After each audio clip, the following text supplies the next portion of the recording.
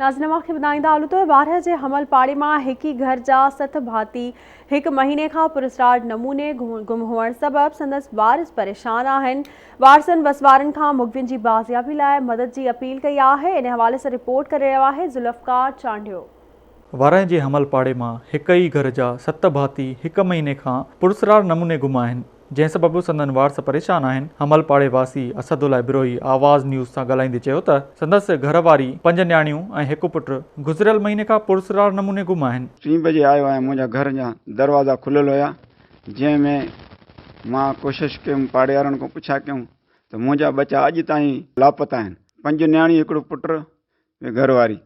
उमिरि हिकिड़ी आहे त 14 साल, ॿिया नंढड़ा 5 पढ़नि था, ॿी 3 पढ़े थो, ॿी पढ़नि था। इहे सभु मुंहिंजा बचा अॼु ताईं लापता आहिनि। SHO थाणे ते वञी इतला ॾिनमि। थाणे वारनि चयमि त तुंहिंजा बचा मिलंदा तोखे। अॼु ताईं मूंखे ॾटनि में रहियूं, अॼु ताईं मुंहिंजी न FIR थी आहे, न दाद न फिराद। ख़ुदा काण ख़ुदा जे वास्ते, हिन क़ुर जे वास्ते मुंहिंजी मदद कजे।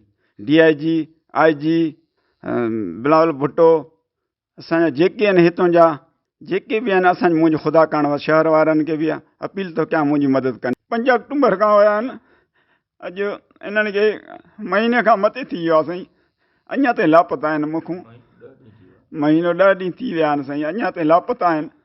ख़बर न आहे अलाए कंहिं वटि जरगमा लॻा पिया आहिनि। ख़ुदा वास्ते क़ुर जे सदके मुंहिंजा बचा आज़ादु कया वञनि।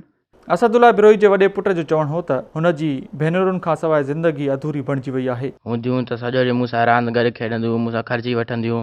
हाणे उहो कोन्हनि, मूंखे सिक लॻी आहे ॾाढी उन्हनि जी। हाणे केरु ख़र्ची घुरण वारो बि न आहे। उन्हनि सां वीचारनि सां रांदि बि खेॾंदो हुउमि। कॾहिं कॾहिं ईंदा चवंदा हुआ असांखे शहर वठी वञ, असांखे शइ खाराए। वरी पाणी भरणु वेंदो हुउमि उन्हनि सां गॾु। हाणे सॼी ज़िंदगी समूरी अधूरी थी वई आहे। हाणे उन्हनि खां बिना ॼण जीअण ई हराम थी वियो। हाणे असां मां ऐं अबू मूंखे थो आसरा ॾे, मां अबू खे थो आसरा ॾियां।